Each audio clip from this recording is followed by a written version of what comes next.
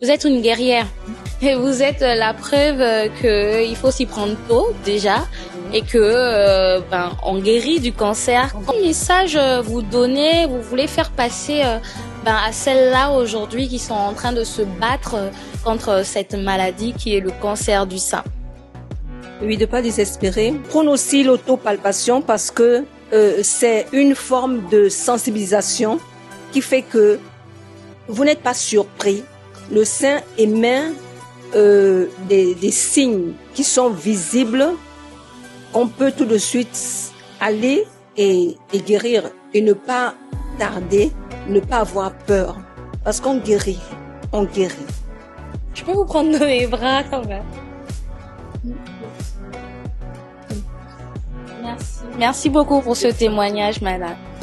Bonsoir, madame. Bonsoir. Présentez, s'il vous plaît. Alors, je suis Jeanne d'Arc Condès et je suis la présidente fondatrice de l'association pour le soutien et l'aide aux femmes atteintes de cancer, ASAFAC. Depuis combien d'années cette association elle existe? 8 ans. Donc, elle a été créée au mois de mars 2017. Comment au quotidien vous faites pour gérer parce que je pense bien que vous avez de nombreux cas de femmes qui sont atteintes du cancer. Comment au quotidien vous faites? Alors, déjà, quand elles viennent vers nous, soit c'est de leur propre volonté ou alors envoyées par les médecins de l'Institut de cancérologie qui les suivent.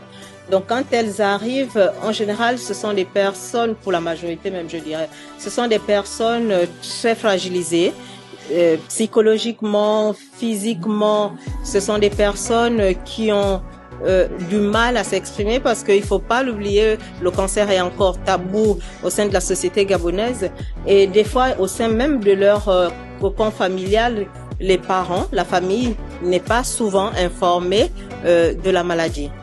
Donc elles arrivent fragilisées et nous, quand on les reçoit, nous prenons le temps de les écouter, une écoute active, une écoute sans jugement et progressivement des personnes qui au départ sont réticentes, ont du mal à s'ouvrir, progressivement elles s'ouvrent et vous livrent tout ce qu'elles traversent, tout leur vécu au quotidien. À ce moment-là que le contact s'installe et nous pourrons passer aux étapes suivantes. J'aimerais vous poser une question, enfin du moins demander si on peut justement procéder à l'autopalpation toutes les deux, pour celles qui sont derrière, pour qu'elles puissent le faire elles-mêmes à la maison. Alors, juste préciser que l'enseignement des gestes de l'autopalpation fait partie de nos programmes de sensibilisation.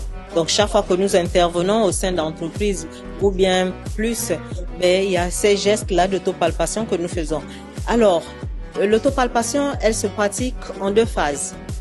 La première phase, c'est celle de l'observation. Vous êtes face à votre miroir et la petite précision, c'est que c'est une action que vous faites 1 semaine après les règles, la fin de vos menstruations. Donc, 1 semaine après, vous êtes face au miroir. Au préalable, il faut bien connaître sa poitrine et donc vous observez.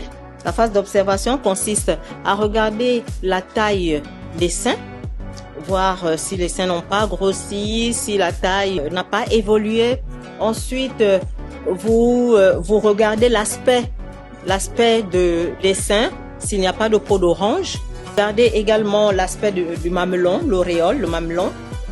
Ensuite, vous pressez légèrement le mamelon. Donc, vous pressez pour voir s'il ne se coule pas un liquide qui peut être laiteux comme il peut être sanguinolent. La deuxième phase, c'est celle de la palpation proprement dite. Il faut donc imaginer la main derrière au niveau de la nuque et avec l'autre main, vous imaginez que vous coupez le sein en 4. Donc, faites 4 par 1 avec les 3 doigts ou même la pulpe de tous les doigts, mais sinon en général c'est 3 doigts. Vous commencez, certains vont commencer par les aisselles, donc de l'extérieur vers l'intérieur. Vous faites des mouvements circulaires et vous allez cadran par cadran, vous faites ça Voilà, le joute, ça c'est que vous fassiez tout le sein. Tout le tour du Donc, sein, de l'intérieur vers de l'extérieur. l'intérieur vers Quand l'extérieur. vous avez fini, vous changez de bras. Vous refaites la même chose en supposant toujours que vous avez séparé donc le sein en 4. Donc vous refaites la même chose. Vous avez fait tout ça. Qu'est-ce que l'on recherche en faisant ça? La petite boule qu'on appelle aussi, qu'on dit souvent la masse ou le nodule. Donc vous recherchez, mais elle peut être très discrète, très petite, comme elle peut aussi avoir un volume beaucoup plus important. Donc que ce soit au niveau de l'aisselle ou alors en remontant également au niveau de la clavicule. Donc si vous constatez que la présence d'une petite boule, aussi petite soit-elle, elle doit interpeller. Et ne pas attendre que cette boule la fasse mal, vous fasse mal, parce qu'elle peut ne pas être douloureuse. À partir du moment où on constate qu'il y a une boule, même si elle n'est pas douloureuse, il faut déjà se rapprocher des structures hospitalières. des structures hospitalières. Il faut se rapprocher des structures hospitalières. Et à partir de là, vous serez orienté par rapport aux examens complémentaires à effectuer, ou alors le médecin vous dira, de toute façon c'est le médecin qui vous dira la conduite à tenir juste après. D'accord. Alors, nous sommes à l'ère du numérique et comme toute jeune fille ou femme, quand on fait des recherches, on va plus d'abord sur Internet. Est-ce que à l'heure actuelle, Azafak est sur les différents réseaux sociaux, c'est-à-dire Facebook, Instagram, TikTok, Twitter? Tout à fait. Azafak est sur Facebook. C'est l'adresse c'est azafak.asso. On va l'afficher en bas de l'écran. azafak.asso. Et Instagram, c'est azafak.association. Voilà. D'accord, donc en allant là-bas, on peut tomber sur un numéro de téléphone et on peut contacter l'association pour des dons justement, ou pour pouvoir y adhérer, ou peut-être aussi si on est atteint de cancer, pouvoir se rapprocher de vous pour un soutien, ne fût-ce que émotionnel aussi, parce que quand on est atteint de cancer, je pense que c'est important d'être entouré aussi. Tout à fait, tout à fait. Et malheureusement, de nombreuses femmes n'ont pas cette chance-là d'être soutenues par les membres de leur famille, et donc elles essaient de se retrouver entre elles pour pouvoir parler des choses que les unes les autres connaissent. Pour terminer, un dernier mot que vous souhaiterez partager avec nous? Alors, nous rencontrons une énorme difficulté. À l'Institut de cancérologie, le patient est reçu un quart d'heure, une demi-heure tout au plus. Et au sortir de là, il est, j'ai envie de dire, livré à lui-même. Si c'est quelqu'un qui n'est pas entouré de sa famille, vraiment, c'est très difficile pour elle. Alors, ce que nous souhaitons, c'est avoir une salle. En ce moment, nous avons une salle, mais ce sont les bureaux que nous partageons, notre entreprise et l'association.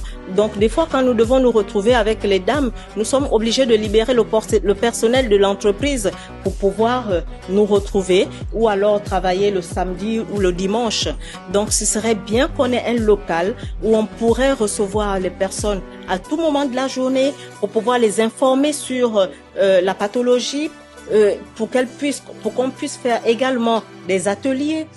Donc, mais vraiment un cadre, un lieu de vie non médicalisé pour chaleureux, très chaleureux, où les personnes oublient un tant soit peu qu'elles sont malades et qu'elles partagent des moments de convivialité avec des personnes qui savent ce qu'elles vivent réellement.